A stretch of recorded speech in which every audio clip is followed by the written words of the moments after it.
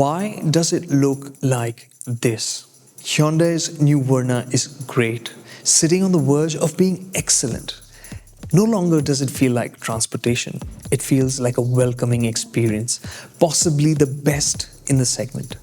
Which makes you wonder, is it trying to distract you from something? I'm going to distract you with a story. It's about legendary car designer Giorgetto Giugiaro. He once saw a car and was taken aback by its design. So he walked over to the other side, looked at it, and then exclaimed, "My God, they've done the same thing on the other side." Well, that's not something he could say about the Verna's front and rear, because they look like two different ideas that were joined in the middle at the B pillar. Which end do you prefer? I know you will have a preference. But the question that's weighing me down right now is, how will it look 5 years from now? Will it age well? Because right now, it has already grown on me. From the front, I like its width, and I'm not being cheeky when I say it's design that's best appreciated in the dark, because it's just the best time to appreciate the LED DRL treatment. Those extra large Hyundai logos and the chunky door handles actually fit in perfectly into this curious design. At the rear, I do love the tail lamps with the crushed glass effect. Looks beautiful. It's a very ornamental look at the rear, different from the front, but the design at the rear is at its weakest because it's got that fastback shape, kind of like an Audi A7, but the lines don't flow as cleanly. And it doesn't have that giant boot opening. It's got a regular boot like a sedan, but the boot space is large and useful. That's just it. The Verna's design distracts from its substance. When you zoom out, you realize it looks expensive. It is wide and it's not taller than before, so it ends up looking longer than it really is.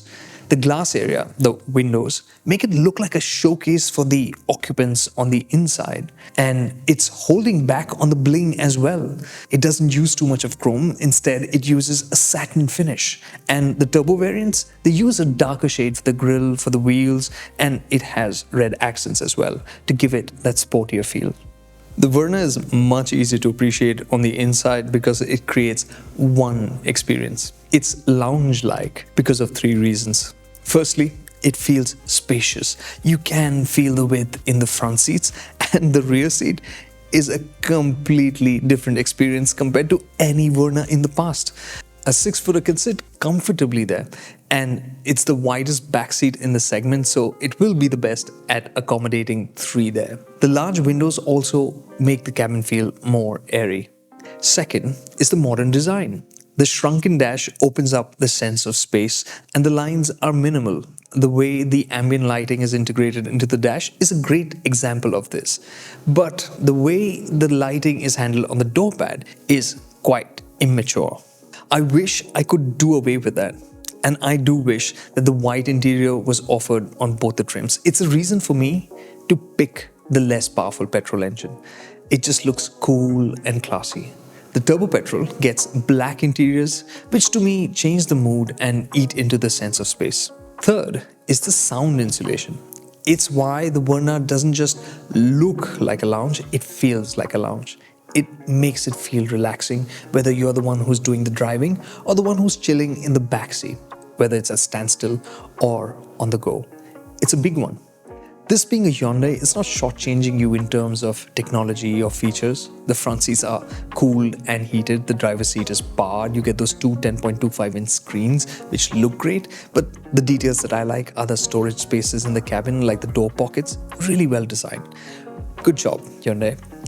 But there are shortcomings as well. In terms of design, the dashboard is low and convenient, but it throws up a lot of reflections on the windscreen. And there's a question of longevity as well. The twin-spoke steering looks great, but the silver buttons look plasticky. And to use, they don't feel that clicky. The door pads with the satin finish look like they'll scuff easily and age fast. So while it isn't a judgment, even the doubt eats into the experience. Has Hyundai thought things through?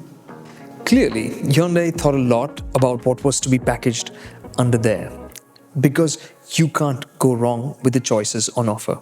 The automatic options are both great. The CVT is great for city use. It's smooth, it's responsive, and it's quiet. It makes you wonder at city speeds whether it is a CVT.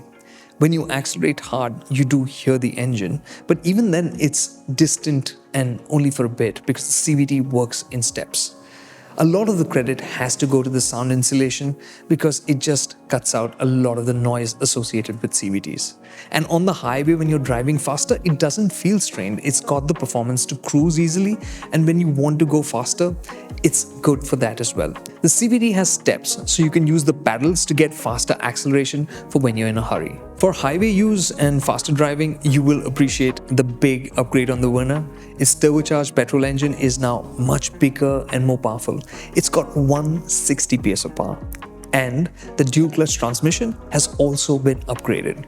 So the overall experience feels more sophisticated. It's smoother at lower speeds, easier going at higher speeds, and it's quicker. So it feels sportier too. It can go from 0 to 100 in 8.1 seconds with the automatic transmission, and if you choose the manual, which is also available, it'll go a little bit faster. So like we said, no bad choices, and there are plenty of choices. In terms of fuel efficiency, we saw the CVT returning 17-18 kilometers per liter out on the highway, and in the city that number was 11 to 12 for proper stop-go city traffic. We expect the DCT to be just as fuel efficient despite the additional performance. And no, Hyundai doesn't plan to offer a diesel anytime soon. Hopefully, Hyundai will offer great rear suspension on the Verna sometime soon because it isn't here yet. I just don't get it, to be honest, because the front seat experience is fine, but in the back seat, the suspension feels firmer. You feel more of the road, and over bumps, it does toss you up. Thankfully, it's not a deal breaker. But Hyundai could have nailed the backseat experience. It would have been a jackpot. But instead, we get this. I don't know why this is a miss from Hyundai so often. But at least, if you're the one behind the wheel, you won't have to worry about that. It feels comfortable there and confident. Sure, the steering is light and it doesn't have feel, but it lets you steer the Verna where you want it to and exactly how you want it to. It is a car that feels confident at higher speeds too. So if you want to drive faster, you'll realize that it is light-footed. It changes direction nicely, but it does so with confidence. So you can enjoy it too.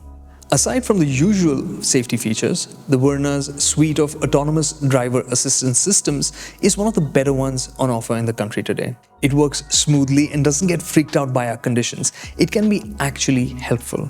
But our recommendation is to use advanced features like collision mitigation braking only in environments like expressways, where the traffic and the environment is better organized.